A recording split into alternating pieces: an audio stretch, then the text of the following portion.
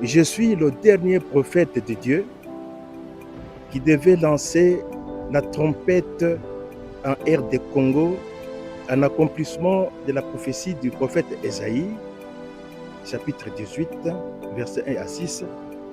Et les yeux du monde connaîtra et verra aujourd'hui la personne à qui Dieu a confié les grands messages, la grande lumière qui est l'évangile éternel.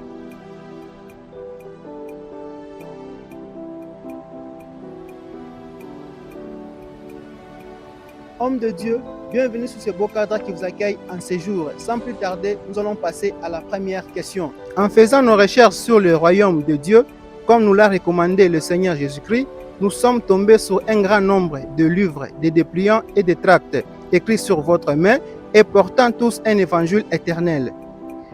Et vous êtes le seul homme de Dieu au monde qui prêche l'évangile éternel. Nous voulions en savoir plus aujourd'hui afin d'éclairer le peuple de Dieu et le monde sur cet évangile. Mais avant toute chose, nous aimerions vous connaître. Voudriez-vous vous présenter aux chrétiens et au monde? Je suis Kamango Selemani Cheta. Je suis âgé de 72 ans, dont 45 au service de Dieu. Je suis marié, père de 11 enfants.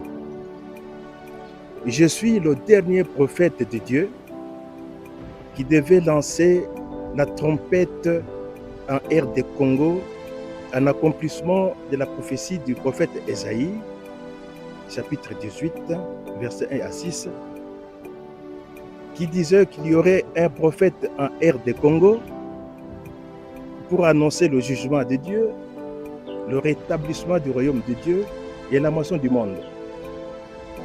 Je suis aussi le prophète qui devait lancer le cri de minuit en accomplissement de la prophétie de Jésus-Christ à Matthieu chapitre 25 verset 6, qui a promis un prophète qui devait réveiller son église et cela avant son retour.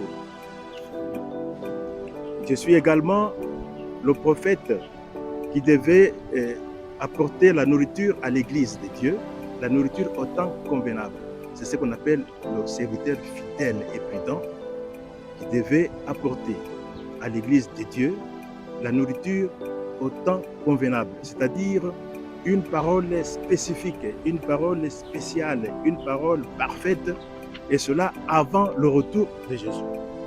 Enfin, je suis le prophète qui devait arriver avant le retour de Jésus pour prophétiser le livre scellé de cette sceau sur toutes les tribus, toutes langues, toutes nations, tout peuple et sur tous les rois et chefs d'État du monde. Vous voyez que Dieu a promis au monde un dernier prophète et le monde attendait son dernier prophète qui est censé le conduire, n'est-ce pas, dans son but ultime qu'est le royaume de Dieu. Ce prophète est là et me voici. Bon, merci homme de Dieu. Nous avons une deuxième question. Et nous l'avons entendu et saisi. Le dernier prophète, un poste tant convoité. Alors concernant la deuxième question, mais qui vous a attribué cette qualité? Qui vous a établi, qui vous a investi de la fonction de dernier prophète mondial de Dieu? N'est-ce pas vous-même, comme le font des milliers d'autres prophètes autoproclamés? C'est Dieu lui-même qui m'a établi dans la qualité du dernier prophète de Dieu sur cette terre des hommes. Vous savez, Dieu et Jésus-Christ me sont apparus à plusieurs reprises pour m'investir de la fonction que j'exerce aujourd'hui en tant que prédicateur de l'évangile éternel. Faute de temps, je voudrais épingler seulement quelques petites choses. En effet, en 1981 déjà, le Seigneur Jésus m'est apparu et au cours de cette apparition, il m'a chargé de faire son travail en me donnant beaucoup de livres. Le 11 février 1981,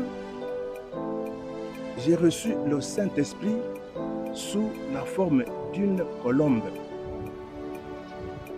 le 14 février 1981, vous voyez, 3 jours après, eh bien, j'étais une fois de plus visité par Dieu.